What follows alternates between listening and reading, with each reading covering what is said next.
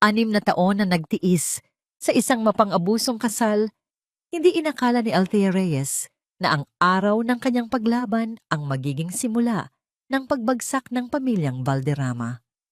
Nang mabunyag ang mga lihim tungkol sa huwad na dugo at ang madilim na balak laban sa sarili niyang ina, pinili niyang lumaban at ibunyag ang katotohanan sa ngalan ng hustisya.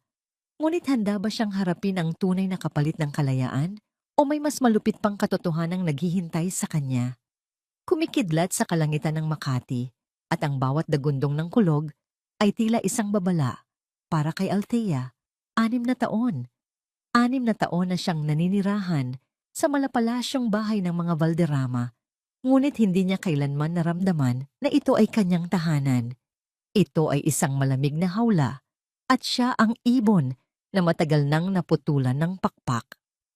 Ang malakas at sunod-sunod na katok sa pinto sa gitna ng hating gabi ay nagpatindig ng kanyang balahibo.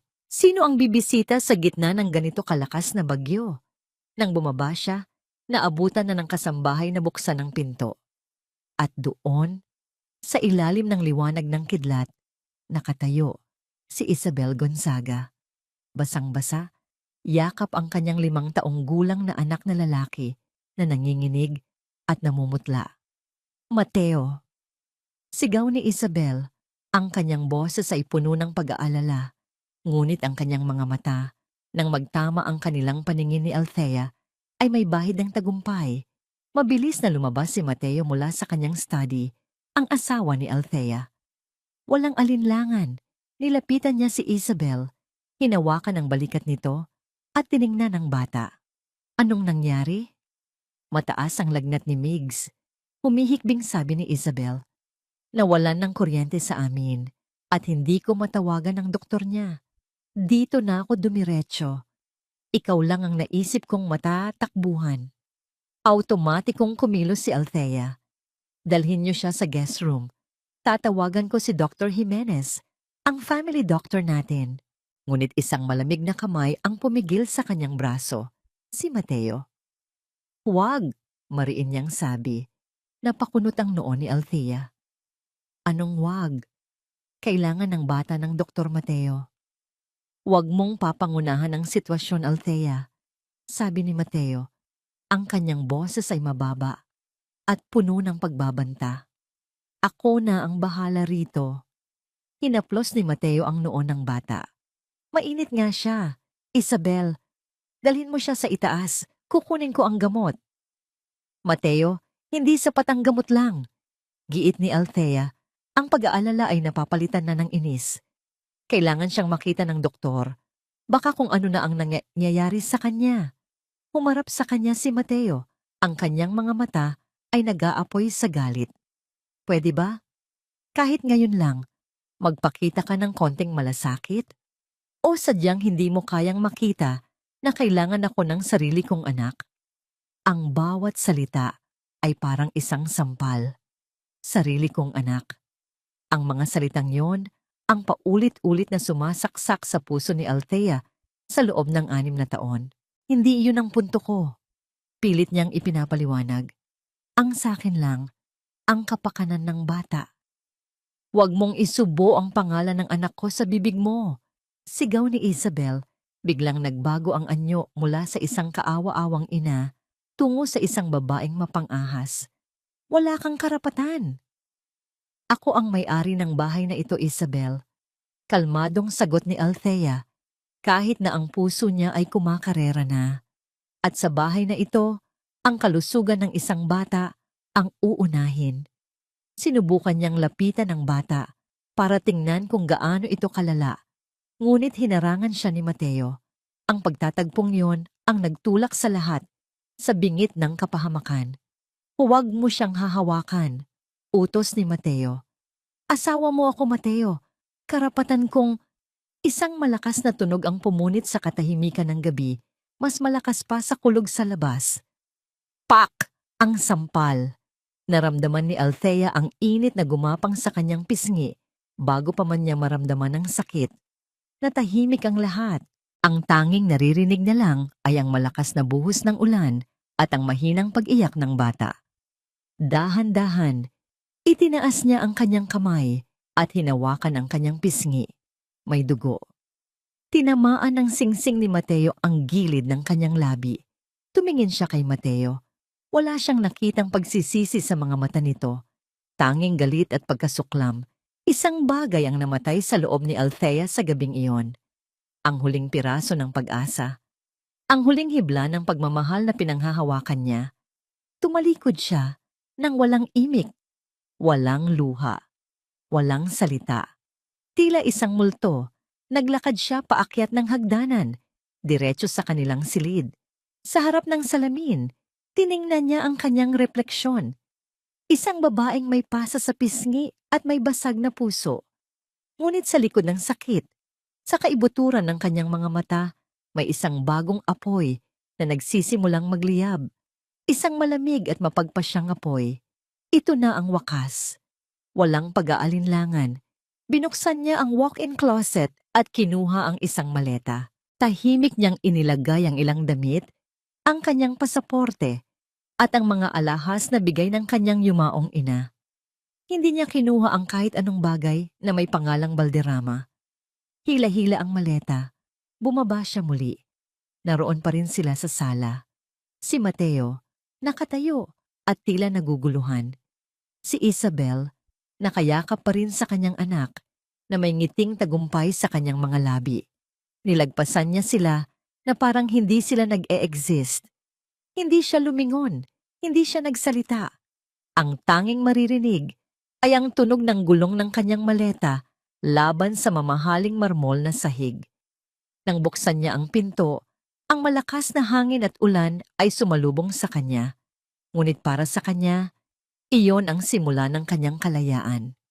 Habang naglalakad siya papalayo sa malaking bakal na tarangkahan ng mansyon, basang-basa ng ulan, na humahalo sa luhang ngayon pa lang nagsimulang pumatak, kinuha niya ang kanyang telepono. Nanginginig ang kanyang mga daliri habang pinipindot ang isang numero sa kanyang contacts. Itinapat niya ito sa kanyang tainga. Pagkatapos ng ilang ring, isang boses ng lalaki ang sumagot, puno ng pag-aalala. Althea, anong nangyari? Bakit gising ka pa? Huminga siya ng malalim. Ang kanyang boses ay basag, ngunit puno ng determinasyon na hindi niya naramdaman kailanman. Gabriel, kailangan ko ng tulong mo. Ilang minuto lamang ang lumipas, ngunit para kay Althea na nakatayo sa gilid ng kalsada, basang-basa at nanginginig, iyon ay parang isang kawalang hanggan. Ang mga ilaw ng paparating na itim na sasakyan ay tila isang sagip buhay mula sa kadiliman. Huminto ito sa tapat niya at mabilis na bumaba si Gabriel Santos. Hawak ang isang malaking payong. Wala siyang sinabi. Ang mga mata niya lang, puno ng hindi masabing pag-aalala, ang nagsalita. Nakita niya ang pamumula sa pisngi ni Althea, ang maliit na sugat sa gilid ng labi nito. Isang anino ng galit ang dumaan sa kanyang mukha bago niya ito pinalitan ng isang kalmadong aura. Maingat niyang inalalayan si Althea papasok sa passenger seat. Isinara ang pinto at umikot para bumalik sa driver's side. Sa loob ng sasakyan, ang katahimikan ay binasag lang ng humihinang tunog ng ulan at ng air conditioning. Inabutan siya ni Gabriel ng isang makapal at malinis na tuwalya mula sa backseat. Salamat, halos pabulong na sabi ni Althea, habang marahan niyang ipinupunas ang tuwalya sa kanyang buhok at mukha. Inabutan din siya nito ng isang bote ng tubig. Uminom ka muna, mahinahong sabi ni Gabriel, habang sinisimulan ng paandarin ng sasakyan. Hindi siya nagtanong, hindi niya kailangan. Ang kalagayan ni Althea ay sapat ng sagot. Dinala siya ni Gabriel sa isang tahimik na condominium unit sa The Fort. Malinis, moderno, at higit sa lahat, pribado. Wala munang nakakaalam ng lugar na ito maliban sa akin. Dito ka muna. Ligtas ka rito. Habang nakaupo si Althea sa sofa, nakabalot sa isang kumot na ibinigay ni Gabriel, nagsimula itong magsalita. Hindi na bilang isang kaibigan, kundi bilang isang abogado. Inilatag niya ang ilang mga dokumento sa coffee table. Althea, panimula niya, ang kanyang boses ay seryoso. Kailangan mong malaman na hindi ito magiging madali. The Valderramas own half of Makati. Nasa kanila ang pera, ang impluensya, ang pinakamagagaling na abogado. They can, and they will, make this very, very ugly for you. Tinitigan lang siya ni Althea. Ang kanyang mga mata ay blanko pa rin, ngunit nakikinig siya sa bawat salita. They will paint you as the villain. Pagpapatuloy ni Gabriel. A gold digger, an adulteress, anything to ruin your reputation. Hahalongkatin nila ang buong pagkatao mo para lang manalo. Handa ka ba para doon? Sa isang saglit, naalala ni Althea ang isang tagpo noong sila ay nasa kolehiyo pa lamang. Nasunog ang halos isang linggo niyang pinaghirapang architectural plate dahil sa isang aksidente sa dorm. Umiyak siya sa isang bench sa campus. Pakiramdam niya ay katapusan na ng mundo.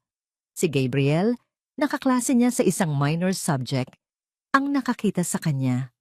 Hindi ito nagsalita. Umupo lang ito sa tabi niya at inabutan siya ng panyo at isang cup ng mainit na tsokolate. Hinintay niya itong matapos umiyak bago sinabing, okay lang magsimula ulit. Mas gagalingan mo pa sa susunod. Ang Gabriel na iyon, ang tahimik, ang maaasahan, ang laging nandyan, ay siya pa ring Gabriel na kaharap niya ngayon. Ang pagkakaiba lang, hindi na ito isang sunog na drawing plate ang problema niya, kundi ang abo ng kanyang buong buhay. Huminga siya ng malalim. Ang pagiging manhid na naramdaman niya kanina ay unti-unting napapalitan ng isang matigas na bato ng determinasyon sa kanyang dibdib. Ang sampal ni Mateo ay hindi lang gumising sa kanya. Binigyan siya nito ng kaliwanagan. Alam ko, sagot ni Althea, at nagulat si Gabriel sa biglang pagbabago ng kanyang boses. Nawala ang panginginig, nawala ang pag-aalinlangan. Napalitan ito ng isang lamig na nakakapangilabot. Alam ko kung ano ang kaya nilang gawin. Nakita ko sa loob ng 6 na taon. Pero tapos na ako sa pagiging biktima, Gabriel. Tumingin siya diretso sa mga mata ng kaibigan. Hindi lang divorce ang gusto ko. Inayos niya ang kanyang pagkakaupo. Ang kumot ay nahulog mula sa kanyang mga balikat. Tila isa itong simbolismo ng pagtatakwil niya sa kahinaan. Gusto kong bawiin ang lahat. Ang dignidad ko, ang pangalan ng pamilya ko, at bawat sentimo na kinuha nila mula sa amin. Gusto kong pagbayaran ni Mateo ang bawat luhang pumatak mula sa mga mata ko. Napatitig si Gabriel. Ito ay isang Althea na hindi niya pa nakikita kailanman. Ang babaeng nasa harap niya ngayon ay hindi na ang asawang martir na si Althea Valderrama. Ito si Althea Reyes at handa na siyang lumaban. Isang maliit na ngiti ang sumilay sa labi ni Gabriel. Kung ganoon, anya, sabay kuha ng isang dokumento. Umpisahan na natin ang laban. Samantala, sa opisina ng Valderrama Corporation kinabukasan, si Mateo Valderrama ay abala sa isang meeting nang pumasok ang kanyang sekretarya. May dalang isang selyadong sobre. Sir, this was delivered by a private courier. It's marked urgent and personal. Binuksan niya ito ng walang gana. Iniisip na isa lamang itong business proposal. Ngunit ang mga salitang nakasulat sa itaas ng dokumento ay nagpatigil sa kanyang mundo. Petition for annulment. At sa ilalim nito, ang pangalan ng petitioner. Althea Reyes, hindi Valderrama. Reyes. Isang mapaklang tawa ang kumawala sa kanyang lalamunan. Isang tawa na puno ng pagkamuhi at hindi paniniwala. Napatingin sa kanya ang mga board members sa conference room. The meeting is over, malamig niyang sabi. Hindi inaalis ang tingin sa papel. Nang sila na lang ang naiwan, ibinalibag ni Mateo ang mga dokumento sa mesa. Kinuha niya ang papel, nilukot ito sa kanyang kamao na tila balieg ni Althea ang hawak niya. Ang babaeng iyon. Pagkatapos ng lahat, siya pa ang may ganang gumawa nito. Kinuha niya ang kanyang telepono at tinawagan ang isang numero. Ma'am, sabi niya nang may sumagot sa kabilang linya. Ang boses niya ay mababa at puno ng lason.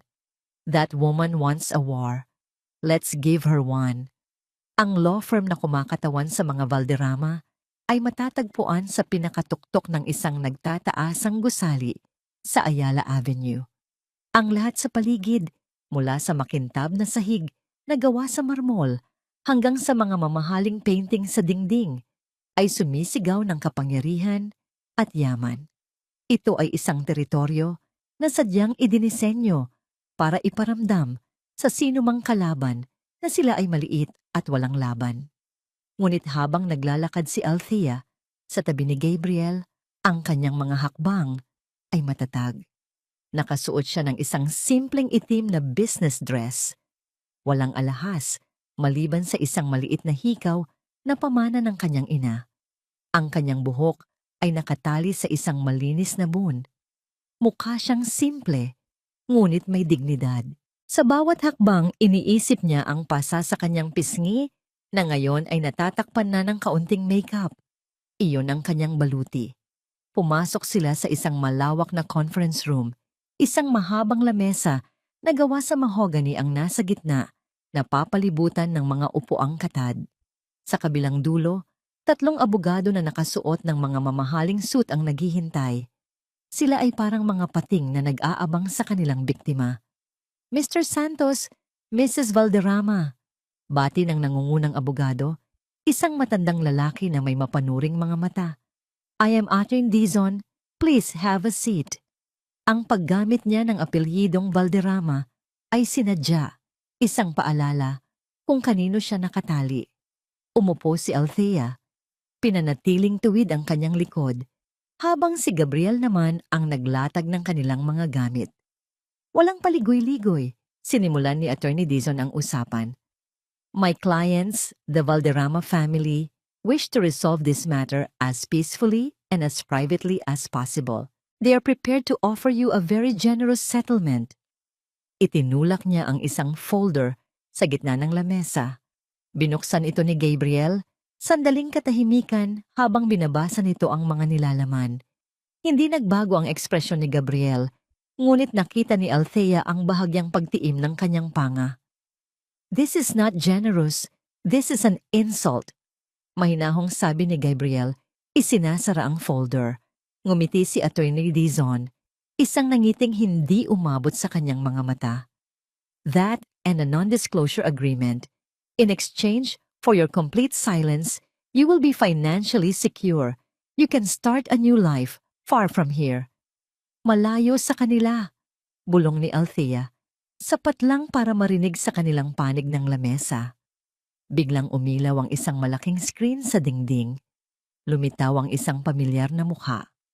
Perpekto ang pagkakaayos ng buhok, suot ang kanyang mga perlas, at may malamig na aura na kayang magpababa ng temperatura ng buong silid. Doña Victoria Valderrama. Althea, hija, sabi niya. Ang kanyang boses ay malambing ngunit puno ng yelo. I hope you are reconsidering this foolishness. Ang pamilya ay sagrado. Ang mga gusot ay dapat ayusin sa loob ng pamamahay, hindi sa isang korte. Tumingin si Althea sa screen. Sa likod ng matapang na anyo, naramdaman niya ang pamilyar na takot na gumapang sa kanyang dibdib. Naalala niya ang lahat ng mga pagkakataon na ipinahiya siya ng biyenan sa harap ng mga kaibigan nito. Isang hapunan, ilang taon na ang nakalipas.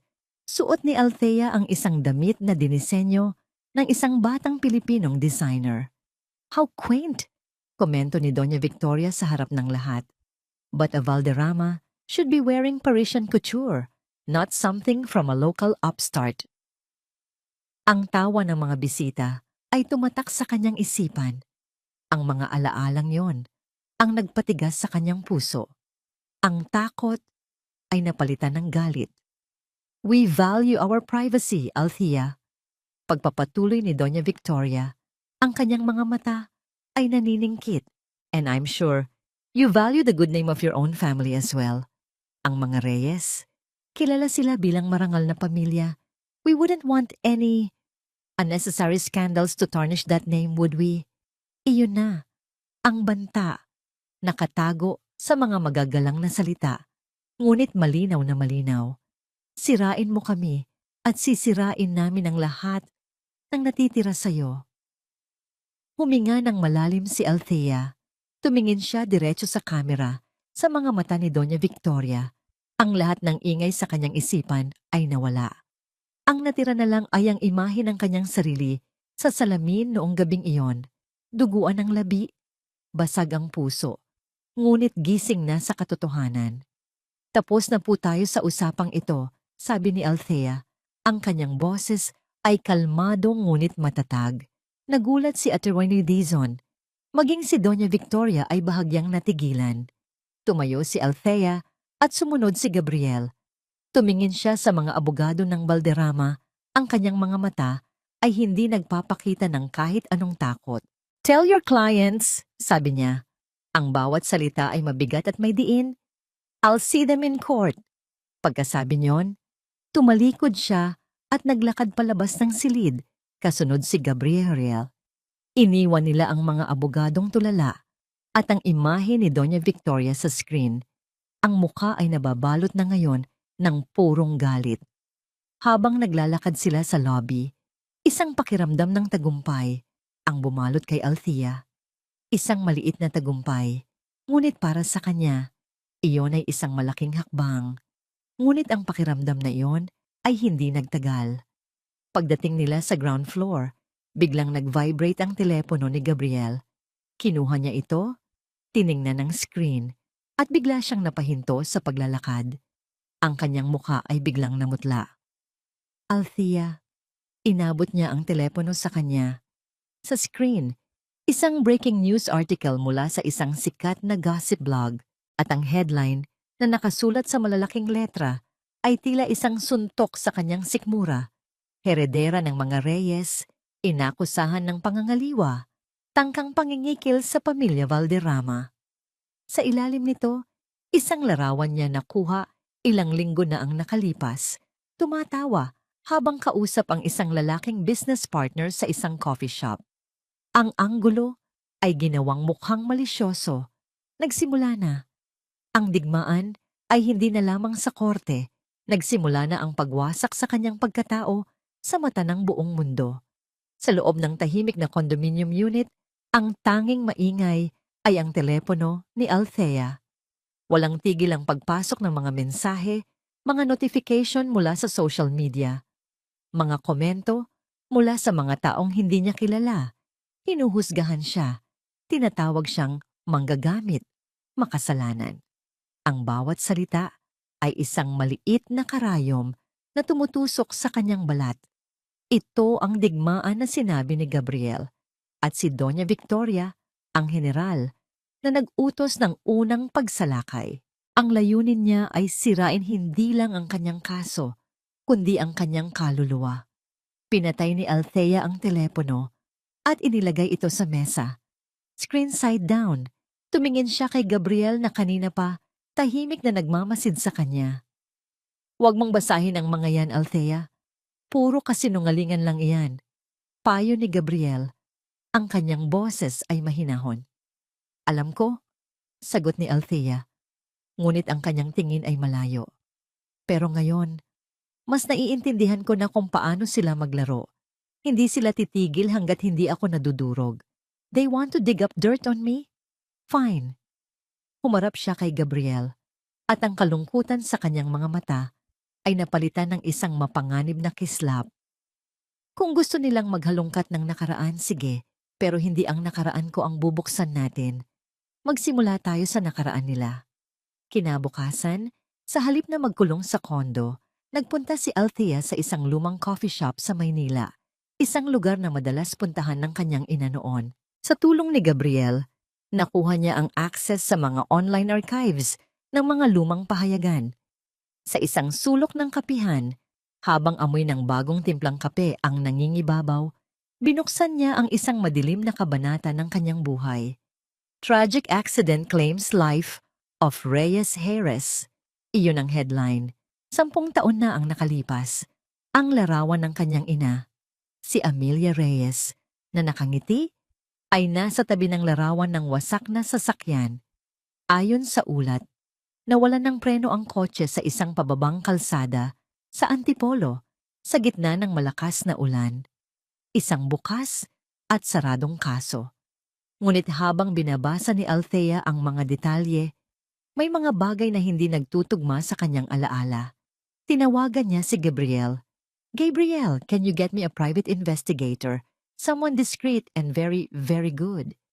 Kinahaponan, ipinakilala siya ni Gabriel kay Mr. David, isang dating pulis na naging private investigator. Isang lalaking nasa edad 50, hindi pala salita. Ngunit ang kanyang mga mata ay matalas at puno ng karanasan. Sa isang pribadong silid sa opisina ni Gabriel, inilatag ni Althea ang lahat. Ang ulat ng pulisya, ang mga artikulo sa dyaryo. Tingnan ninyo po ito, sabi ni Althea, itinuturo ang isang bahagi ng ulat. Sabi dito, walang ibang sasakyang sangkot. Pero naalala ko, bago ang aksidente, ikinukwento ni Mama na may isang itim na kotse na madalas sumusunod sa kanya. Binaliwala lang namin yon noon. Inisip na baka paranoid lang siya dahil sa isang malaking business deal. Kinuha ni Mr. David ang mga dokumento at sinuri ito ng mabuti. Masyadong mabilis isinara ang kaso, considering na ang biktima ay isang prominenteng tao, komento niya. At ang tanging witness, isang street vendor na nakakita raw sa pagiwang-giwang ng kotse, biglang umalis at nag-migrate sa probinsya isang linggo, pagkatapos magbigay ng salaysay. Hindi na siya muling nahanap. Isang malamig na agos ang gumapang sa likod ni Althea. May mali, bulong niya. Nang gabing iyon, hindi mapakali si Althea. Umuwi siya sa luma nilang bahay sa Quezon City, ang bahay kung saan siya lumaki, na matagal nang nakasara. Naghahanap siya ng kahit anong maaaring makatulong. Sa ilalim ng kama ng kanyang ina, natagpuan niya ang isang baul na puno ng mga lumang album at papeles. Habang binubuklat niya ang isang leather-bound na photo album, isang larawan ang kumuha ng kanyang atensyon. Isang larawan mula sa isang charity ball. Ang kanyang ina, si Amelia, ay nakatayo katabi si Doña Victoria Valderrama. Pareho silang nakangiti sa kamera. Ngunit sa mas malapit na pagsusuri, nakita ni Althea ang hindi niya napansin noon. Ang nangiti ng kanyang ina ay pilit. At ang kamay ni Doña Victoria na nakahawak sa braso ni Amelia ay tila masyadong mahigpit.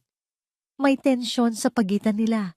Isang bagay na natatago sa likod ng kanilang mga eleganteng gown at mga mamahaling alahas. Hindi sila magkaibigan. Sila ay magkaribal. Biglang nagring ang kanyang telepono. Ang tunog ay tila pumupunit sa katahimikan ng lumang bahay. Isang hindi rehistradong numero. Kinakabahan, sinagot niya ito. Miss Reyes, si David ito. Ang boses ng private investigator ay apurado at mababa. Tila ayaw niyang may ibang makarinig. Mr. David, may nahanap po ba kayo? Oo, sagot nito. At sa tingin ko, ito na ang simula. Nahanap ko na siya, ang street vendor na nawawala. Nasa isang maliit na bayan sa Laguna, namumuhay ng simple. Isang bugso ng pag-asa ang bumuhos sa puso ni Althea. Talaga? Kailan natin siya pwedeng kausapin? Nagkaroon ng sandaling katahimikan sa kabilang linya. Diyan tayo may problema. Pagpapatuloy ni Mr. David, ang kanyang boses ay mas bumaba pa. Kailangan nating mag-ingat. Habang inoobserbahan ko siya mula sa malayo, napansin kong may iba pang nagmamasid sa kanya. Isang itim na sasakyan na walang plaka. Mukhang hindi tayo nag-iisa sa paghahanap sa kanya. Mula sa kanyang opisina sa ika-40 palapag, tanaw ni Mateo Valderrama ang buong Makati City. Ang mga gusali, ang mga sasakyan, ang mga taong abala sa kani-kanilang buhay. Lahat ay tila maliliit na piraso sa isang chessboard na pag-aari niya. Ganoon niya laging tinitingnan ang mundo. Isang laro ng kapangyarihan. At sa larong ito, hindi pa siya kailanman natalo. Ngunit ang petisyon para sa annulment na inihain ni Althea ay isang nakakainis na gambala. Isa itong maliit, ngunit matalas na tinik sa kanyang lalamunan. Hindi dahil sa mahal niya ito. Ang kasal nila ay isang kasunduan sa negosyo, isang pagsasanib ng dalawang makapangyarihang pamilya. Nakakainis ito dahil isa itong pagsuway, isang paghamon sa kanyang awtoridad. Ang pagtap ng kanyang pluma ay bumilis nang maalala niya ang headline ng balita. Heredera ng mga Reyes, inakusahan ng pangangaliwa. Epektibo, oo. Mabilis na kumalat ang apoy. Ngunit hindi niya maiwasang makaramdam ng bahagyang pagkadiri. Hindi ganito lumaban ang mga Valderrama. Ang paraan nila ay tahimik, matalas, at sopistikado. Isang pag-atake sa boardroom, hindi sa mga maruruming pahina ng isang gossip blog. Kinuha niya ang telepono at tinawagan ang kanyang ina. "Mom," diretso niyang sabi, "nakita ko ang mga balita. This is too much. Masyadong mababa ang klase nito." "Mateo," sagot ni Doña Victoria mula sa kabilang linya, ang boses ay kalmado na parang yelo. "Ang digmaan ay hindi palaging maganda. Kailangan nating ipakita sa kanya kung saan siya lulugar. Kailangan niyang matakot." "Hindi ako sang-ayon sa paraan," giit ni Mateo. "We're Valderramas. We don't stoop to this level. May iba pang paraan para manalo." "Ang kahinaan mo, Mateo, ay ang iyong pride," sagot ng ina. "Gawin mo ang kailangan mong gawin. Protektahan mo ang anak mo at si Isabel. Ako na ang bahala sa mga hindi ka nais-nais na detalye." Bago pa man makasagot si Mateo, ibinaba na nito ang telepono. Napabuntong hininga si Mateo at hinilot ang kanyang sentido. Ginagawa niya ito para kay Migs, ang kanyang anak. Para itama ang isang pagkakamali ng nakaraan, iyon ang paulit-ulit niyang sinasabi sa sarili. Nang hapong iyon, dumating si Isabel sa kanyang opisina. Dala-dala ang amoy ng mamahaling pabango. Lumapit ito sa kanya at niyakap siya mula sa likod habang nakatingin siya sa bintana. "Narinig ko ang usapan ninyo ng mami mo kanina," malambing niyang sabi. "Huwag mo na siyang alalahanin. Ginagawa lang niya iyon para protektahan tayo." Umarap si Mateo. "Ayoko lang na madamay ka pa lalo sa gulo, Belle." Ngumiti si Isabel, isang ngangiting nakakapagpakalma sa kanya noon. "Okay lang ako. Basta't nandyan ka para sa amin ni Migs, wala akong kinatatakutan." Pagkatapos ay nagbago ang tono nito. "Speaking of Migs, Mateo, iniisip ko ang kinabukasan niya. Sa gitna ng lahat ng ito, kailangan nating siguraduhin na secured ang future niya. I was thinking, baka pwede kang mag-set up ng isang trust fund para sa kanya. Isang malaking halaga, para kahit anong mangyari, panatag ako." Napakunot ang noo ni Mateo. "Of course, I will secure his future. He's my son. Hindi mo kailangang hilingin yan." "Alam ko." Pilit nang ngumiti si Isabel. "Pero mas maganda na kung nakasulat para may legal na kasiguruhan." Ang paraan ng pagkakasabi niya, ang pagdiin sa salitang legal, ay tila hindi isang hiling ng isang nag-aalalang ina, kundi isang demand ng isang negosyante. Isang bagay ang tila hindi tama. Maya-maya, habang papunta si Isabel sa banyo sa loob ng kanyang opisina, naiwan ang kanyang telepono sa mesa ni Mateo. Bigla itong umilaw at tumunog. Hindi niya sinasadyang makita ang mensahe sa screen. From unknown number. "Nakuha mo na ba? Huwag mo akong kalimutan." Bago pa man niya ito maproseso, mabilis na bumalik si Isabel at kinuha ang telepono. Tila nagulat na naiwan niya ito. "Ay, sorry, ang phone ko." Sabi niya na may pilit na tawa at mabilis na itinago ito sa kanyang bag. "Sige na, aalis na rin ako. Baka hinahanap na ako ni Migs." Hindi na nagsalita si Mateo. Hinatid niya lang ito ng tingin hanggang sa pagsara ng pinto. "Nakuha mo na ba? Sino ang nag-text? At ano ang nakukuha niya?" Isang maliit na binhi ng pagdududa ang itinanim sa kanyang isipan. Kinagabihan, sa kanyang bahay, na ngayon ay malaki at tahimik dahil sa pag-alis ni Althea, sinubukan ni Mateo na magtrabaho habang naghahalongkat siya ng mga lumang dokumento sa kanyang study para sa isang kaso, isang sobre ang nahulog mula sa isang lumang file box. Isa itong lumang credit card statement ni Isabel mula pa noong bago sila nagkabalikan. Noong mga panahong sinasabi niyang nagtatago siya at nahihirapan sa buhay. Dahil sa kuryosidad, binuksan niya ito. Tiningnan niya ang mga petsa, ang mga transaksyon, at doon, isang item ang kumuha ng kanyang pansin. Isang charge na nagkakahalaga ng libu-libong piso.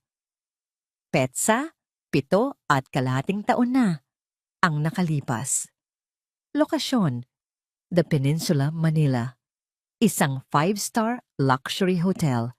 Naalala niya ang linggong iyon. Iyon ang linggo ng isang malaking corporate merger sa Valderrama Corp. At naaalala niya ng eksakto ang tawag ni Isabel sa kanya noong mga araw na yon. Umiiyak ito sa telepono, sinasabing may lagnat siya at walang-wala siyang pera para pambili ng gamot. Nakikitira lang sa isang maliit na apartment ng isang kaibigan sa Pasig. Ang tawag na yon ang nagtulak sa kanya para hanapin ito at isalba mula sa kahirapan. Ngunit ang bill na ito ay nagsasabi ng ibang kwento. Tinitigan ni Mateo ang piraso ng papel. Isang hotel. Isang linggo kung kailan dapat ay naghihirap siya. Isang kasinungalingan. Isang maliit, halos hindi mahalagang kasinungalingan mula sa nakaraan. Ngunit bakit? Bakit niya kailangang magsinungaling tungkol doon? Isang tanong. Sa unang pagkakataon, ang nagsimulang mabuo sa likod ng kanyang isipan. Isang tanong na dati ay hindi niya kailanman inisip na itanong. Ano pa ba ang hindi niya alam? Gabi na, sa condominium unit na nagsisilbing kanlungan at war room ni Althea. Sa labas, ang syudad ay kumikinang, ngunit sa loob, ang tanging liwanag ay nagmumula sa screen ng kanyang laptop. Pagod na siya. Ilang araw na niyang sinusubukang hanapin ang koneksyon sa pagitan ng business deal ng kanyang ina at ng mga Valderrama bago ito namatay. Ngunit lahat ng daan ay tila sarado. Isang biglaang ping mula sa kanyang laptop ang nagpagising sa kanyang diwa. Isang bagong email. Ang sender, isang mahabang kombinasyon ng mga letra at numero na halatang ginawa para hindi matunton. Ang subject, ang katotohanan. Nag-atubili si Althea. Maaring isa itong bitag, isang virus na ipinadala ng kanyang mga kaaway para sirain ang kanyang mga ebidensya. Ngunit ang kuryosidad ay mas malakas. Dahan-dahan, nanginginig ang kanyang kamay, ikinlik niya ang email. Walang katawan ang mensahe. Isang attachment lang, isang litrato. Nang mabuksan niya ito, isang pamilyar na muka ang sumalubong sa kanya. Si Isabel Gonzaga, ngunit hindi si Mateo ang kasama niya. Isa itong lalaking hindi niya kilala, guwapo at mukhang mayaman din. Sa litrato, sila ay nasa isang yate, masayang masaya. Si Isabel ay nakasandal sa dibdib ng lalaki. Ang kanilang mga tawa ay tila maririnig mo kahit sa litrato lang. Sila ay mukhang tunay na nagmamahalan. At sa ilalim ng litrato, may isang maikling pangungusap. Itanong mo ang tungkol sa St. Luke's Medical Center, Global City. Marso, 7 taon na ang nakalipas. Paulit-ulit na binasa ni Althea ang mga salita.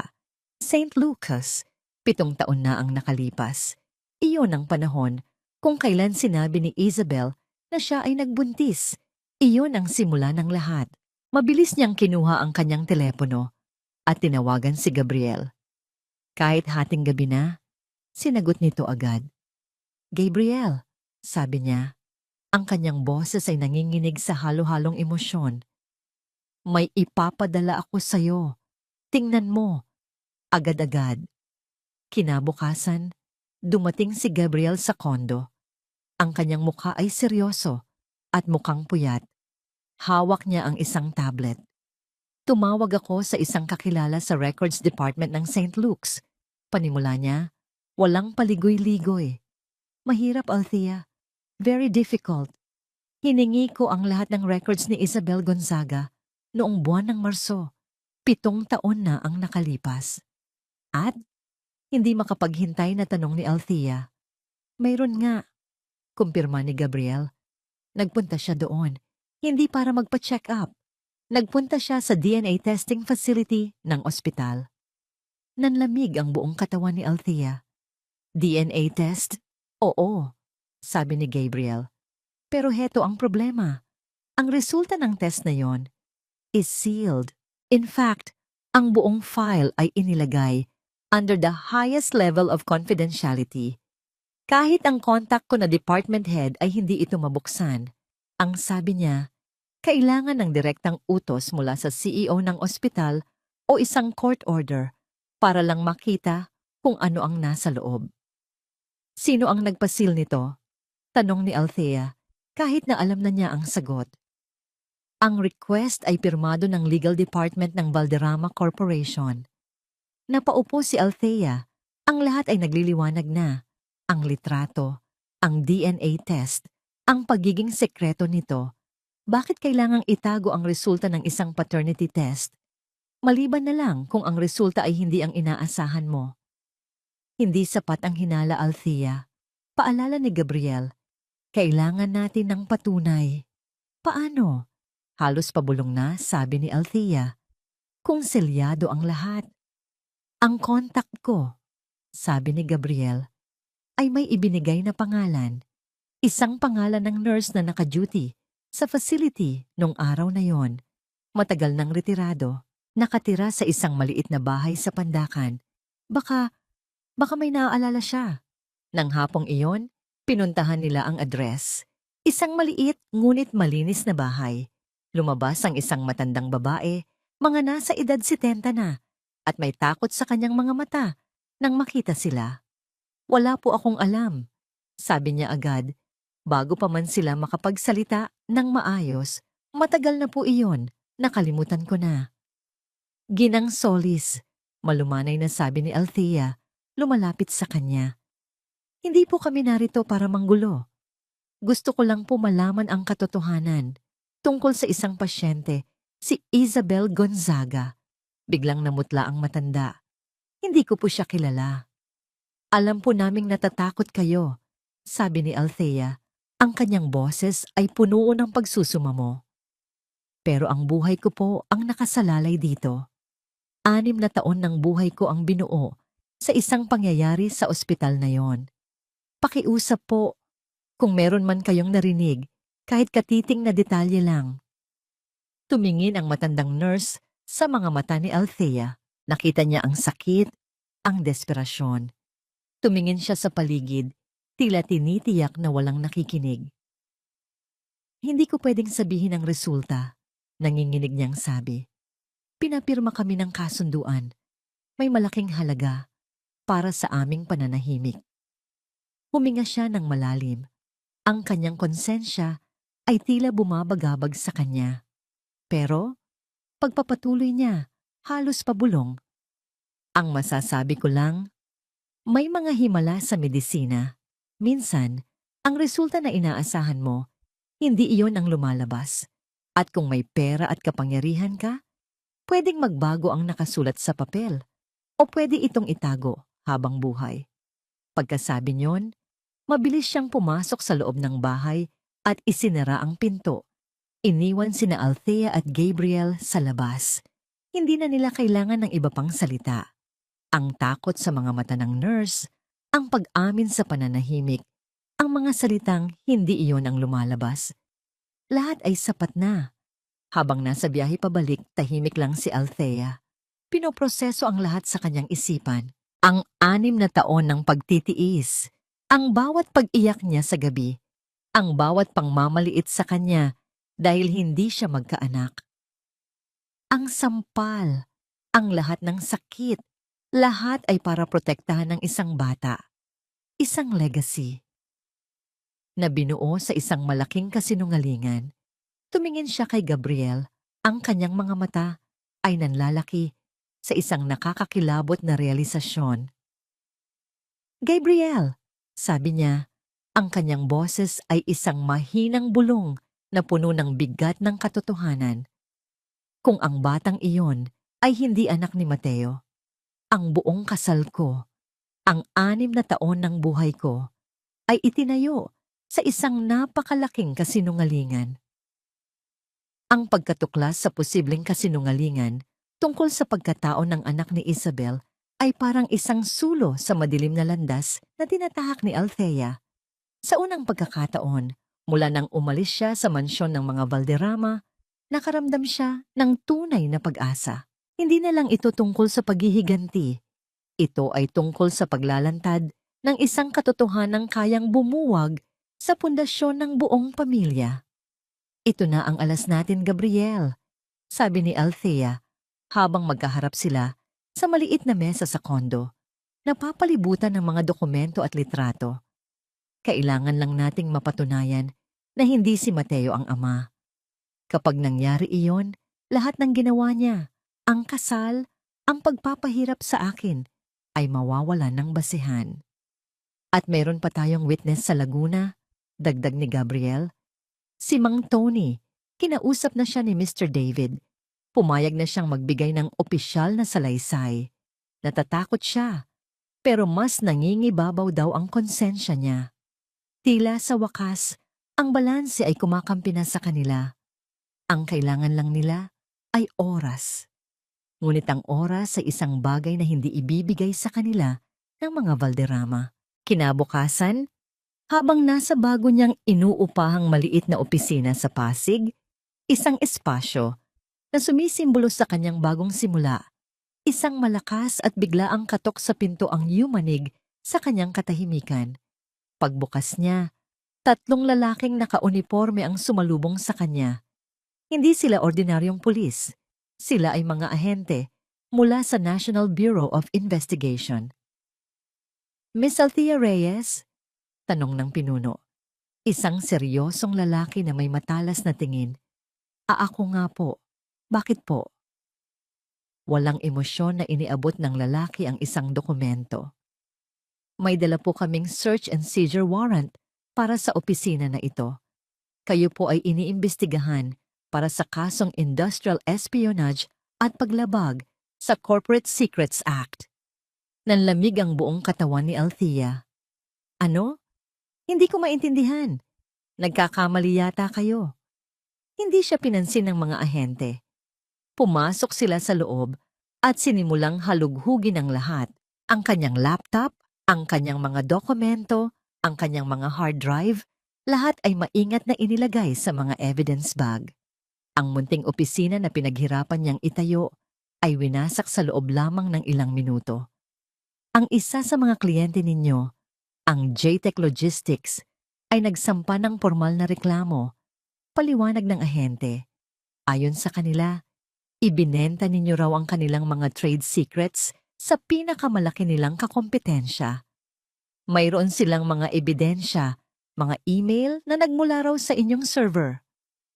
Imposible iyan, sigaw ni Althea. Hindi ko yan ginawa. Frame up ito. Ngunit ang kanyang mga salita ay walang bigat sa harap ng isang warrant. Pakiramdam niya ay sinasakal siya. JTech Logistics, ang may-ari niyon, ay isa sa mga matatalik na kaibigan ni Doña Victoria. Ang balita ay mabilis na kumalat. Sa loob lamang ng isang oras, sunod-sunod na ang tawag sa kanyang telepono. Ang una ay mula sa pinakamalaki niyang kliyente. Althea, I'm sorry. Nakita namin ang balita. We have to suspend our contract. Hindi kami pwedeng madawit sa ganitong iskandalo. Ang pangalawa ay mula sa bangko. Miss Reyes, due to the ongoing investigation, we have no choice but to freeze all your corporate and personal accounts pending the result of the case. Ang pangatlo ang pinakamasakit. Isang matalik na kaibigan na kasosyo niya sa isang maliit na proyekto. Althea, pasensya na. Hindi ko kayang malugi ang negosyo ng pamilya ko. Kailangan ko munang dumistansya. Sunod-sunod, isa-isa. Ang lahat ng kanyang pinaghirapan, ang lahat ng taong pinagkakatiwalaan niya ay biglang nawala. Itinulak siya ng mga balderrama sa isang isla, nag-iisa at walang magawa. Nang gabing iyon, sa gitna ng kadiliman ng kanyang kondo, dumating si Gabriel. Ang kanyang mukha, na karaniwang kalmado, ay nababalot ng isang emosyong hindi pa nakikita ni Althea dati. Pagkatalo. Althea, hirap niyang simulan. Alam ko na, mapait na sabi ni Althea, na wala na ang lahat. Ang opisina, ang pera, ang mga kliyente. Umiling si Gabriel. May mas masama pa. Tumingin si Althea sa kanya. Isang bagong takot ang gumapang sa kanyang puso. Tumawag si Mr. David kanina. Pagpapatuloy ni Gabriel, ang kanyang boses ay mabigat. Ang witness natin, si Mang Tony. Kagabi, habang pauwi siya mula sa kanyang tindahan, may bumangga sa kanyang tricycle, isang itim na SUV walang plaka. Hit and run. Napasinghap si Althea, napahawak siya sa kanyang bibig. Buhay pa siya, mabilis na sabi ni Gabriel. Pero, nasa ospital siya ngayon. Malubha ang kalagayan. He's in a coma, Althea. At hindi alam ng mga doktor kung kailan o kung magigising pa siya. Sa puntong yun, gumuho ang lahat. Ang pag-asa, ang tapang, ang determinasyon. Napalitan ito ng isang malamig at mabigat na desperasyon. Hindi lang ito isang legal na laban. Handa silang pumatay. Handa silang sirain ang buhay ng kahit sinong inosenteng tao para lang manalo. Napahagulhol si Althea. Hindi na dahil sa sarili niya, kundi dahil sa isang matandang lalaki na ang tanging kasalanan ay ang pagnanais na itama ang isang pagkakamali. Sa gitna ng kanyang pag-iyak, biglang nagring ang telepono ni Gabriel. Kinuha niya ito, tiningnan ang numero at napakunot ang kanyang noo. Sinagot niya ito at inilagay sa speaker mode. Hello, Mr. Santos, Attorney Dizon here. Ang malamig at professional na boses ng abogado ng mga balderrama. I believe your client is with you. I have a message for her. Nagkaroon ng sandaling katahimikan. My clients are very compassionate people. Pagpapatuloy ni Attorney Dizon, ang bawat salita ay puno ng sarkasmo. They are willing to make all of this disappear. The NBI investigation, the frozen accounts, everything. All she has to do is sign the original settlement agreement, accept our generous offer, and disappear from their lives forever. Natahimik si Althea. Ang kanyang mga luha ay tumigil sa pagpatak. Ang alok ay malinaw. Isuko mo ang laban. Isuko mo ang katotohanan. Isuko mo ang iyong kaluluwa. At bibigyan ka namin ng kapayapaan. Isang kapayapaan na binili sa iyong pananahimik. Ang katahimikan sa loob ng condominium unit ay nakakabingi. Para kay Althea, ang bawat sulok ng espasyo ay tila sumisigaw ng kanyang kabiguan. Ang mga pader ay tila lumiliit. Sinasakal siya sa kanyang kalungkutan. Sa ibabaw ng coffee table, sa gitna ng kadiliman, nakalatag ang isang dokumento na ipinadala ni Attorney Dizon sa pamamagitan ng email. Ang settlement agreement, ang kanyang puting bandila. Ang mga salita ay malinaw, ang mga numero ay malaki. Ngunit ang tanging nakikita niya ay ang blangkong linya sa dulo, naghihintay sa kanyang pirma. Ang pirma natatapos sa lahat. Pagod na siya, hindi lang sa katawan, kundi sa kaluluwa. Ang tapang na naramdaman niya, ilang linggo lang ang nakalipas ay tila isang malayong alaala. Ang bawat hakbang niya pasulong ay sinasalubong ng 10 hakbang na pag-atake mula sa mga balderrama. At ngayon, hindi na lang siya ang nasasaktan. Si Mang Tony, isang inosenteng tao, ay nakikipaglaban para sa kanyang buhay sa isang ospital dahil sa kanya. Kasalanan ko ito. Paulit-ulit na bulong ng isang boses sa kanyang isipan. Masyado akong naging mapangahas. Isang langgam na sinubukang kalabanin ng isang dambuhalang halimaw. Kinuha niya ang kanyang telepono. Ang tanging taong gusto niyang makausap at ang tanging taong ayaw niyang biguin. Pinindot niya ang pangalan ni Gabriel. Althea, anong nangyari? Ayos ka lang? Mabilis na sagot nito. Ang boses ay puno ng pag-aalala. Nagsimulang mamasa ang kanyang mga mata. Gabriel, ang kanyang boses ay basag. Tama na. Anong tama na? Althea, huwag kang mag-isip ng ganyan. This is what they want. Ayoko na. Putol niya sa sinasabi nito. Ang mga luha ay nagsimula nang dumaloy sa kanyang mga pisngi. Hindi ko na kaya. Tingnan mo ang nangyari. Sinira nila ang negosyo ko. Na-freeze ang pera ko. At higit sa lahat, may taong nasa bingit ng kamatayan dahil sa akin. Dahil sa katigasan ng ulo ko. Hindi mo kasalanan yon, Althea. Sila ang may kasalanan. Pero ako ang nagtulak sa kanya doon. Sigaw niya, ang kanyang boses ay puno ng sakit at pagsisisi. Kung hindi ko na lang siya hinanap, kung nanahimik na lang ako, buhay pa sana siya ng normal ngayon. Paano ko pa ipagpapatuloy ito, Gabriel? Paano kung may madamay pang iba? Natahimik si Gabriel sa kabilang linya. Alam niyang walang salita ang kayang pag-aanin ang bigat na nararamdaman ni Althea. Tatanggapin ko na ang alok nila, mahinang sabi ni Althea. Tila sumusuko na. Pipirmahan ko na.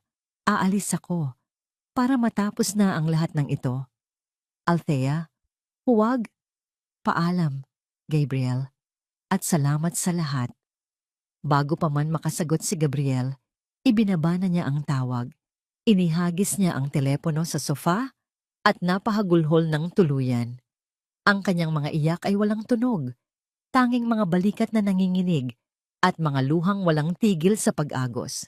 Para makatakas sa kanyang isipan, binuksan niya ang telebisyon. Nagbabaka sakaling may palabas na makapagpapatulog sa kanya. Ngunit ang tadhana ay tila mapaglaro. Isang high society news program ang nakaere at ang itinatampok nila ang taunang charity ball ng Valderrama Foundation.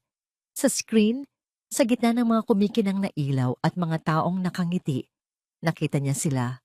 Si Doña Victoria, eleganteng-elegante sa kanyang itim na gown, nakangiti sa mga kamera. Sa tabi niya, si Mateo, guwapong-guwapo sa kanyang tuksido. At nakakapit sa braso ni Mateo, suot ang isang napakagandang pulang bestida, ay si Isabel Gonzaga. Hawak-hawak niya sa kamay si Migs, na nakasuot din ng maliit na tuksido. Mukha silang perpekto, ang perpektong pamilya. Isang reporter ang lumapit sa kanila. Mr. Valderrama, sa gitna po ng mga kontrobersya, narito pa rin kayo, matatag at buo bilang isang pamilya. Ngumiti si Mateo sa kamera. Isang nangiting sanay na sanay sa harap ng publiko. Ang pamilya ang pinakamahalaga, sabi niya, at gagawin ko ang lahat para protektahan ang pamilya ko, lalo na ang aking anak. Ang mga salitang iyon, ang imahe nila na masaya at hindi matinag, iyon ang huling patak. Ang huling dagok na tuluyang dumurog sa puso ni Althea habang sila ay nagdiriwang, siya ay narito, wasak at nag-iisa. Pinatay niya ang telebisyon. Ang katahimikan ay bumalik, mas mabigat kaysa dati. Wala nang pag-aalinlangan, wala nang galit. Tanging isang malamig at basag na pakiramdam ng pagkatalo. Kinuha niya ang ballpen sa mesa. Ang kamay niya ay hindi na nanginginig. Ito ay manhid. Itinapat niya ang dulo ng ballpen sa linya kung saan nakalagay ang kanyang pangalan. Ito na ang katapusan. Ngunit bago pa man dumampi ang tinta sa papel, isang malakas at sunod-sunod na katok sa pinto ang bumasag sa katahimikan. Napahinto si Althea. Hindi niya inaasahan ang sinuman. Natatakot, dahan-dahan siyang lumapit sa pinto. Sino yan? Althea, ako ito. Si Gabriel. Buksan mo ang pinto. Ang boses nito ay apurado. Nag-aalangan, binuksan niya ang pinto ng bahagya. Bumungad sa kanya si Gabriel. Mukha itong pagod, magulo ang buhok, at tila hindi natulog ng ilang araw. Ngunit ang kanyang mga mata, may kakaibang liwanag. Isang liwanag ng pagkaapurahan at pag-asa. Huwag mong gagawin, Althea, sabi niya. Ang kanyang hininga ay habol. Nakita niya ang settlement agreement at ang ballpen sa mesa. Huwag kang susuko. Gabriel, pinag-usapan na natin ito. Tapos na. Hindi pa tapos ang laban. Putol niya at itinaas ang hawak niyang isang manipis na brown envelope. Mukha itong ordinaryo, ngunit ang paraan ng pagkakahawak niya dito ay tila ito ang pinakamahalagang bagay sa mundo. Hindi ko alam kung paano, sabi niya. Pero nakuha ko. Nag-iwan ng clue. Ang contact ko bago siya nawala. Sa tingin ko, nakuha ko na.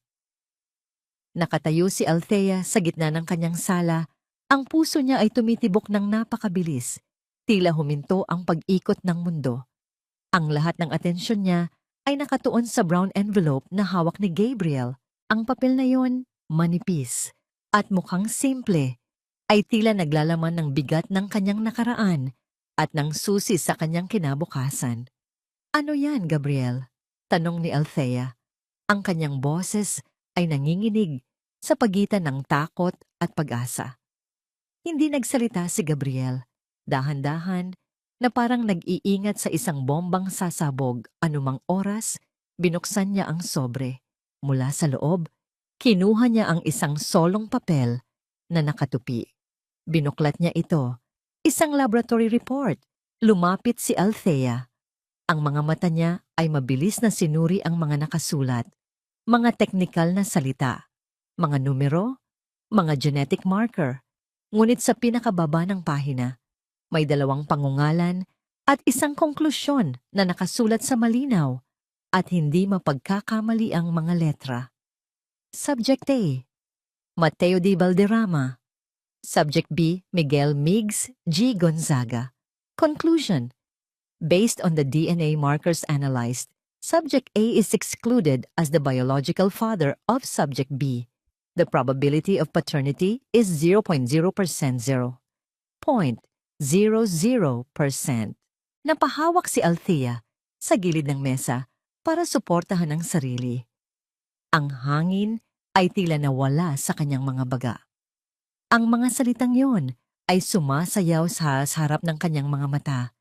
Isang katotohanan na mas matalas pa sa anumang kutsilyo, mas malakas pa sa anumang sampal. Paano? Iyon lang ang salitang lumabas sa kanyang bibig. Ang kontak ko sa ospital, paliwanag ni Gabriel. Ang kanyang boses ay mababa at seryoso. Bago siya tuluyang nag-resign at nagtago dahil sa takot, nag-iwan siya ng isang huling mensahe. Isang numero ng isang storage unit sa ilalim ng ibang pangalan. Nandoon daw ang kopya ng konsensya niya. Matagal bago ko nakuha ang access, pero ito na. Ito ang orihinal na resulta, bago ito pinalitan at selyuhan ng mga Valderrama. Isang tawa ang kumawala kay Althea. Hindi isang masayang tawa, isang tawa na puno ng pait, ng kabalintunaan. 6 na taon. 6 na taon ng kanyang buhay, ng kanyang pagtitiis, ng kanyang mga luha. Lahat ay para sa isang kasinungalingan. Ang pamana na pinoprotektahan ni Mateo, ang dugo at laman na ipinaglalaban niya, lahat ay isang malaking panloloko. Ang pakiramdam ng pagkatalo na bumabalot sa kanya kanina ay biglang naglaho. Napalitan ito ng isang apoy, isang nagngangalit, hindi mapapatay na apoy ng galit at determinasyon. Ang piraso ng papel na ito ay hindi lang ebidensya, ito ay isang sandata. Ang pinakamalakas na sandata. Ito na, sabi niya. Tinitingnan si Gabriel, ang kanyang mga mata ay nagliliyab. Ito na ang katapusan nila. Habang pinoproseso nila ang kanilang tagumpay, biglang tumunog ang telepono ni Gabriel. Isang hindi pamilyar na numero. Maingat niya itong sinagot. Hello? Sino ito? Isang mahinang boses ang narinig mula sa kabilang linya. Si Mang Tony po ito. Nagkatinginan sina Althea at Gabriel. Parehong gulat. Mang Tony, gising na po kayo. Kamusta na po kayo? Halos sabay nilang sabi. Ayos na po ako, ma'am, sir, sabi ng matanda. Ang kanyang boses ay mahina pa rin ngunit malinaw. Sabi ng doktor, milagro raw na nagising ako. Pero habang nakapikit ako, isa lang ang iniisip ko, ang konsensya ko, ang kasalanang tinago ko ng 10 taon. Huminga ito ng malalim. Handa na po akong magsalita. Handa na po akong sabihin ang lahat ng nakita ko noong gabing iyon. Ang itim na kotse, ang pagharang nito sa kotse ni Ma'am Amelia. Lahat-lahat. Kung ang DNA result ay isang bala, ang testimonya ni Mang Tony ay ang baril na magpapaputok dito. Ang lahat ng piraso ng puzzle ay nasa kanilang mga kamay na. Ang kapangyarihan ay tuluyan ng bumaliktad. Hindi na sila ang tinutugis, sila na ngayon ang mga ngaso. Tiningnan ni Althea ang settlement agreement na nakakalat pa rin sa mesa, isang simbolo ng kanyang muntik ng pagsuko. Kinuha niya ito at sa harap ni Gabriel, dahan-dahan niya itong pinunit. Punit sa gitna. Punit ulit. Hanggang sa maging maliliit na piraso na lamang ito. Parang confetti ng kanyang nabawing tapang. Tapos na ang pagtatago, Gabriel, sabi ni Althea. Ang kanyang boses ay kalmado na ngayon, ngunit may bigat ng isang paparating na bagyo. Tapos na ang pagiging biktima. Lumapit siya sa bintana at tiningnan ang mga ilaw ng syudad, ang syudad na pag-aari ng mga Valderrama. Ngunit hindi na siya nakaramdam ng takot.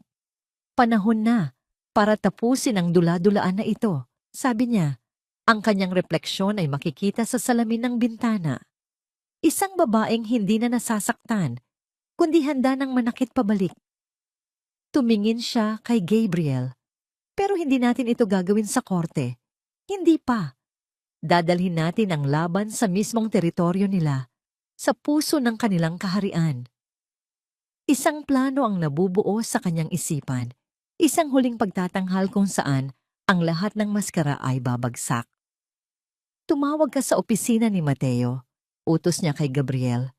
Sabihin mo, gusto kong makipagkita, isang huling pagkakataon para ayusin ang lahat, isang family meeting sa mansyon. At siguraduhin mong nandoon silang lahat. Si Mateo, si Doña Victoria at lalong-lalo na si Isabel. Ang sala ng mansyon ng mga Valderrama ay parang isang teatro na naghihintay sa huling akto ng isang dula. Nakaupo si Mateo sa kanyang paboritong leather armchair, isang baso ng mamahaling whiskey ang nasa kanyang kamay. Sa tapat niya, sa kanyang trono-like na upuan, naroon ang kanyang ina, si Doña Victoria, kalmado at hindi matinag. Sa tabi ni Mateo, sa isang mas maliit na sofa, nakaupo si Isabel. Ang kanyang kamay ay nakahawak ng mahigpit sa braso nito, tila naghahanap ng kasiguraduhan. Nang iparating ng sekretarya ni Mateo ang hiling ni Althea para sa isang family meeting, isang ngiti ng tagumpay ang sumilay sa labi ni Mateo. Sa wakas, susuko na siya. Ang pagdating niya rito, sa kanilang teritoryo, ay isang malinaw na senyales ng pagsuko. Ang tunog ng pagbukas ng malaking pinto at ang yabag ng mga paa ang nagpahinto sa pag-ikot ng yelo sa baso ni Mateo. Pagpasok ni Althea sa sala, sinalubong siya ng pamilyar na lamig ng lugar. Ang amoy ng lumang pera at ng kayabangan. Ngunit sa pagkakataong ito, hindi na siya ang ibon na takot sa hawla. Siya ang bagyo na sisira dito. Tiningnan niya sila isa-isa. Si Doña Victoria, ang reynang bakal, na may mapanuring tingin. Si Isabel, ang ahas, na may halong takot at pagmamataas sa kanyang mga mata. At si Mateo, ang kanyang asawa, ang lalaking sumira sa kanya. Nakatingin ito sa kanya na tila isang hari na naghihintay sa pagluhod ng kanyang talunang kalaban. Hindi siya nagsalita. Naglakad siya papalapit sa malaking center table na gawa sa salamin at kahoy.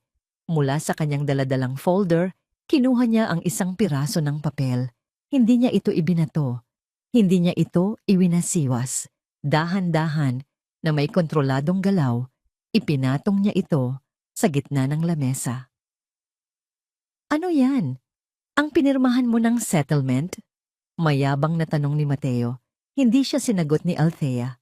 Tumingin lang siya diretso sa mga mata ni Mateo at sinabing, "Tingnan mo." Napakunot ang noo ni Mateo. May kakaiba sa kilos ni Althea. Isang nakakakilabot na katahimikan. Tumayo siya, lumapit sa mesa, at kinuha ang papel. Binasa niya ang nakasulat sa itaas. Laboratory report. Sinimulan niyang basahin ang mga detalye. Ang kanyang mga mata ay mabilis na gumalaw. At pagkatapos, narating niya ang konklusyon. Ang mga salita ay tila tumalon mula sa papel at sumampal sa kanyang mukha. Subject A is excluded as the biological father of Subject B. Probability of paternity is 0.0% hindi. Isang salita lang ang umalingaw-ngaw sa kanyang isipan. Hindi. Binitawan niya ang papel na tila napapaso. Nagsimulang umugong ang kanyang mga tainga. Ang perpektong palamuti ng sala ay nagsimulang umikot. Tumingin siya kay Isabel. Ang kanyang mga mata ay naghahanap ng sagot, ng pagtanggi.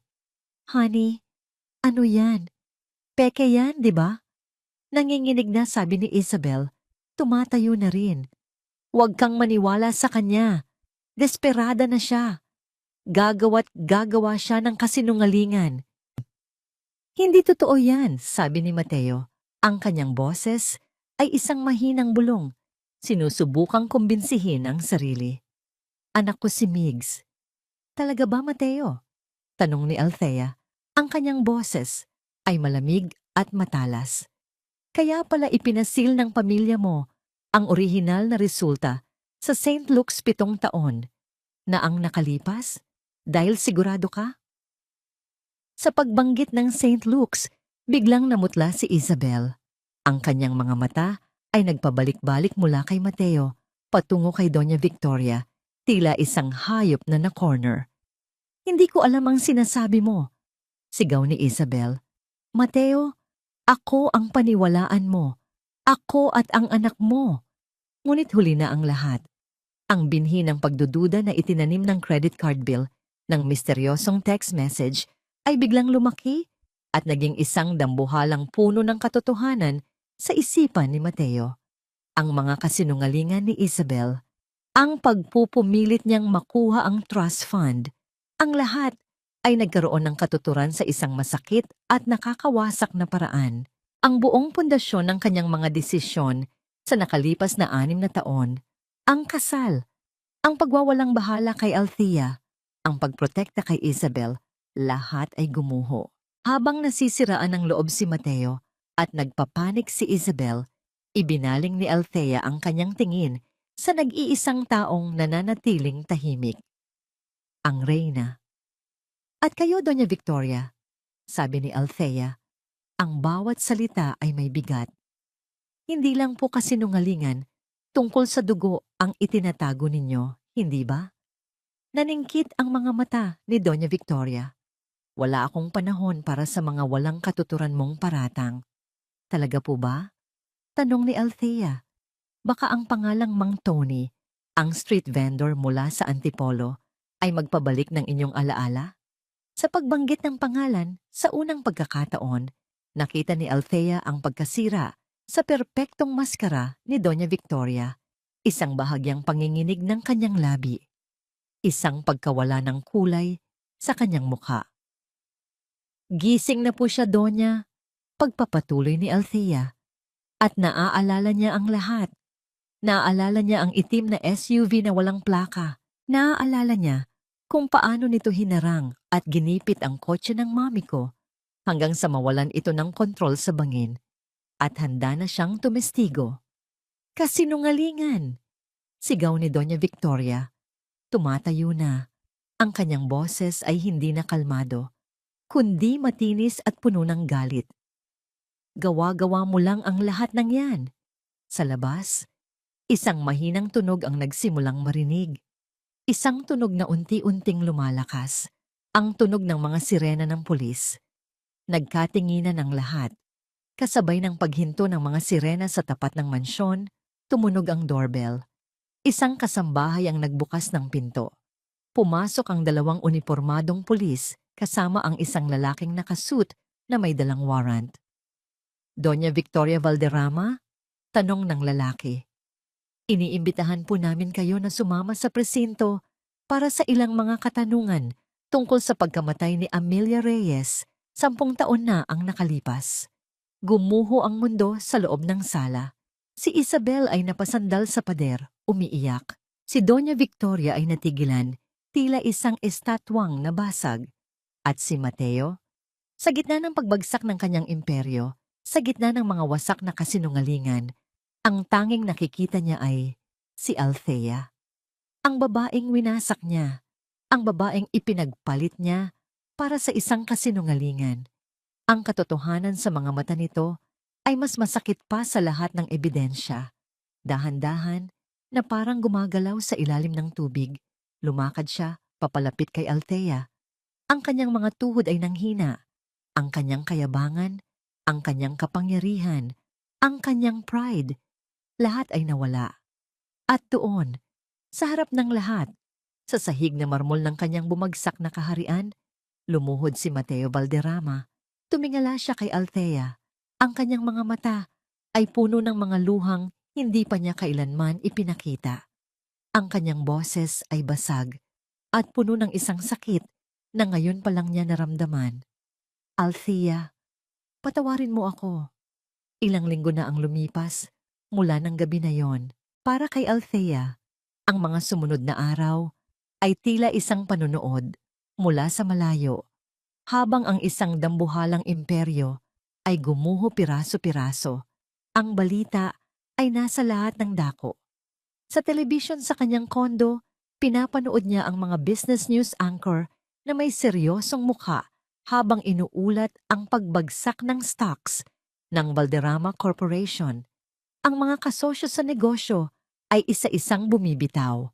Ang pangalang Valderrama, na dating simbolo ng kapangyarihan at yaman, ay naging simbolo na ngayon ng iskandalo at krimen.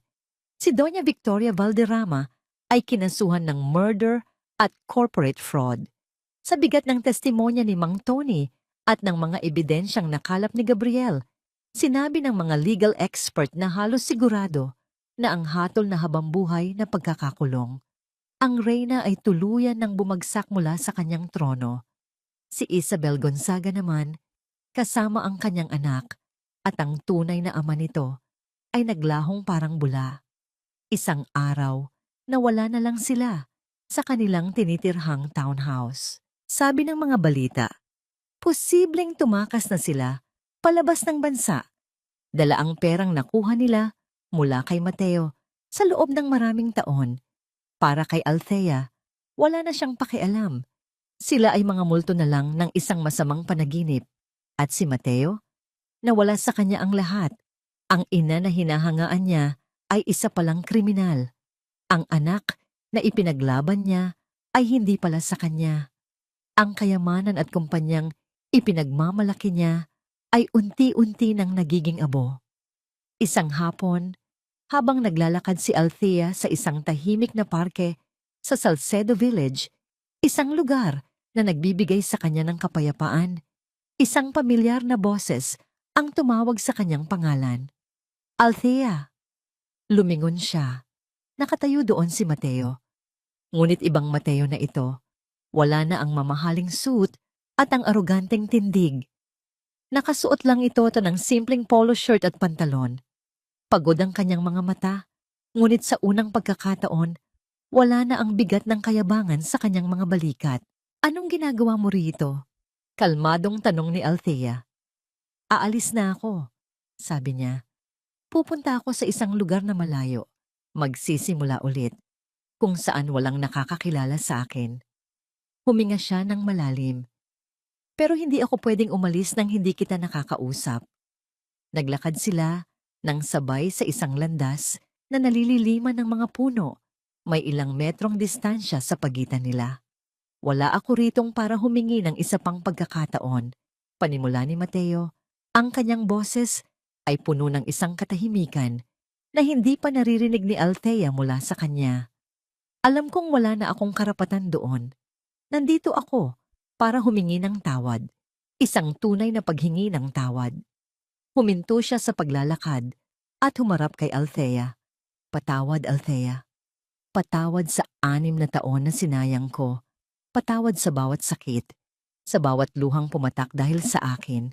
Naging bulag ako sa kayabangan, sa pride, sa isang kasinungalingan na gusto kong paniwalaan. At sa proseso, nawala ko ang nag-iisang totoong bagay sa buhay ko noon. Ikaw. Tinitigan siya ni Althea. Wala na siyang naramdamang galit. Wala nang sakit. Tanging isang pakiramdam ng pagtatapos.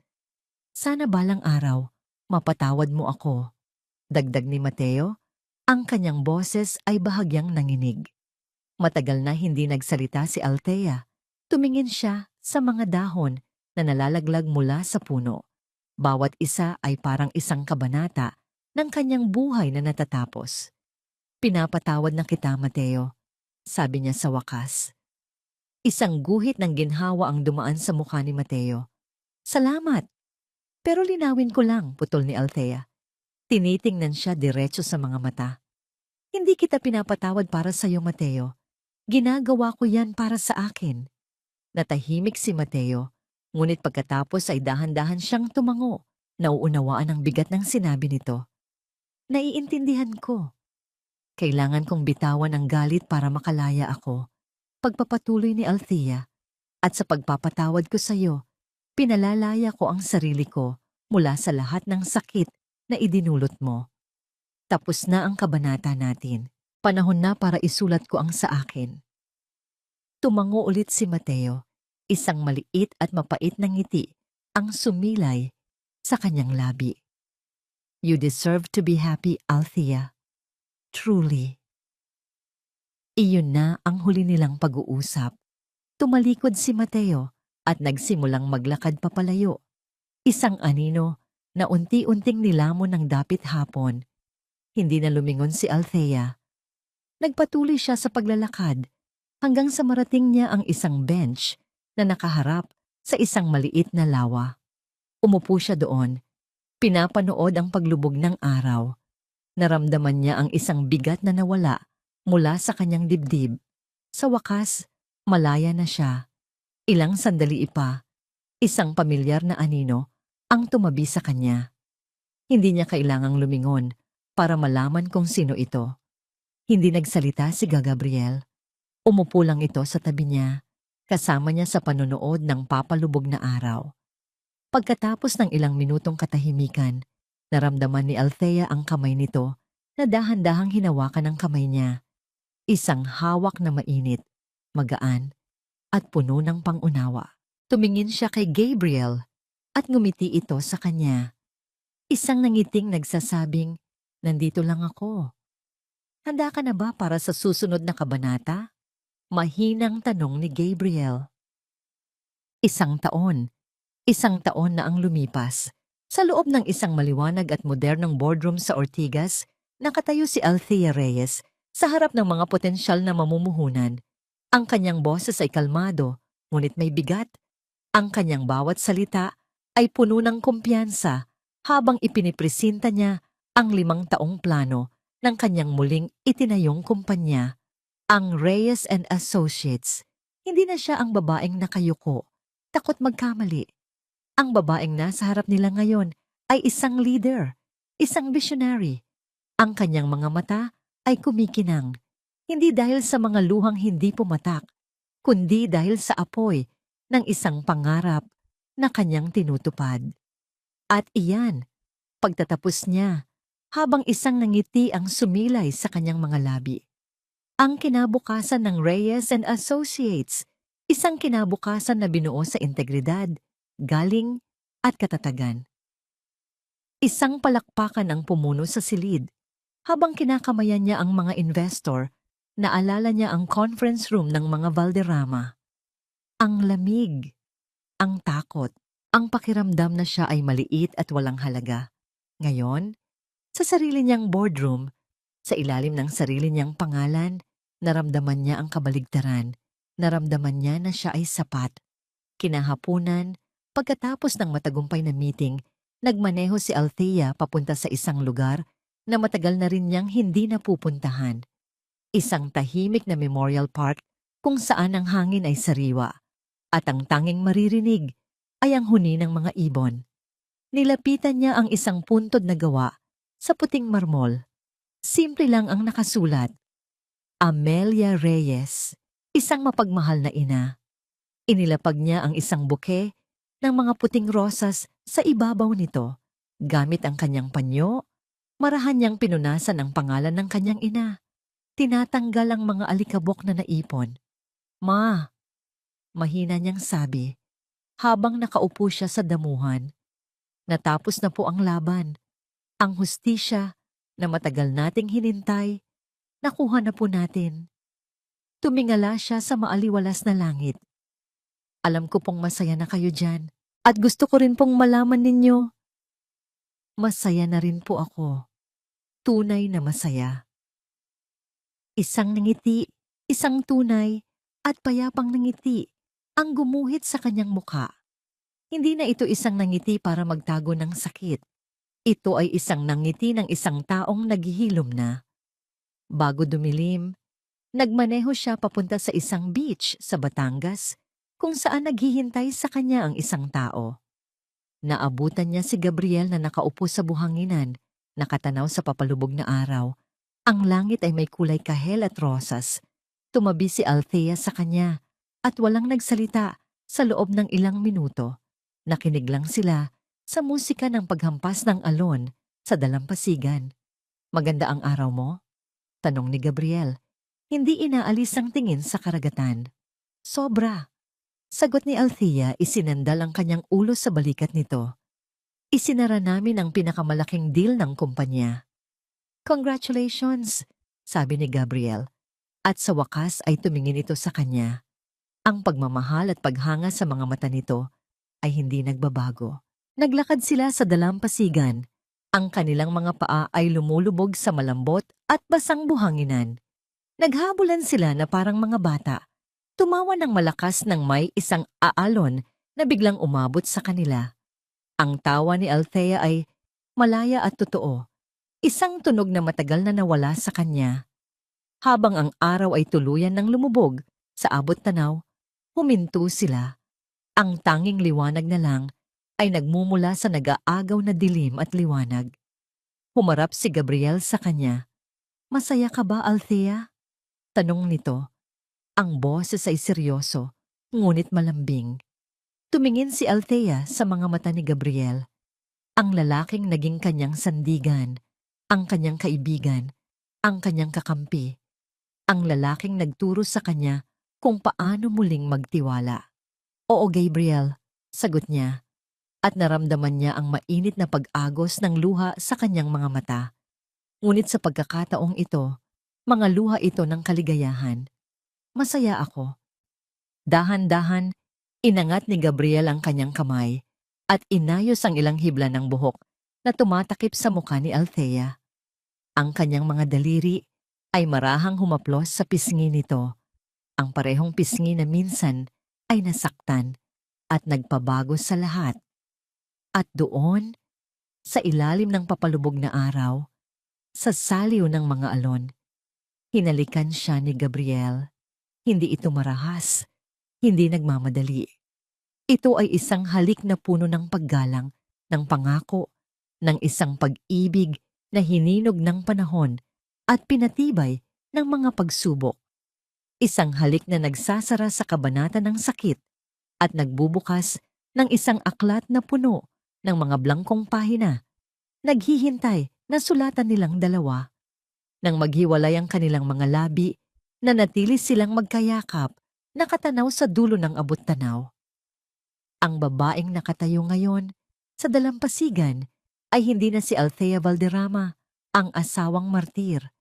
Hindi na rin siya si Althea Reyes, ang tagapagmanang naghahanap ng hustisya. Siya na lang si Althea. Isang babaeng buo, isang babaeng malaya. Hindi na siya biktima ng kanyang nakaraan.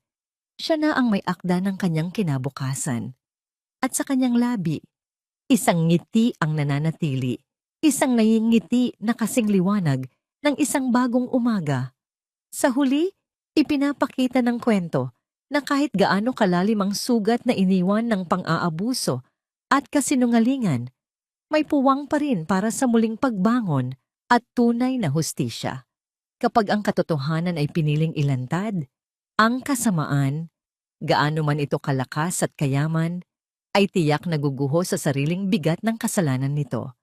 At ang taong matagal na inapakan ng dangal, kapag natutong ipaglaban ang sarili, ay muling makakahanap ng liwanag, dignidad, at kalayaan.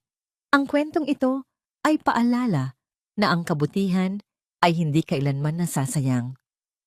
Maaaring matagal ang paghihintay, masakit ang proseso, ngunit darating ang araw na ang tama ay mananaig at ang mali ay papanagutin. Sa inyong palagay, hanggang saan ang kaya ninyong tiisin bago kayo tuluyang lumaban para sa sarili ninyo? Kung kayo ang nasa ganitong sitwasyon, pipiliin ba ninyo ang katahimikan o ang katotohanan? Maraming salamat sa patuloy ninyong pakikinig at pagsuporta. Sana ay ligtas kayo, maayos ang inyong kalagayan, at patuloy kayong makatagpo ng lakas sa bawat pagsubok ng buhay. Ano ang aral na pinakatumimo sa inyong puso mula sa kwentong ito? Kandi, kandi, kandi, kandi, kandi, kandi, kandi.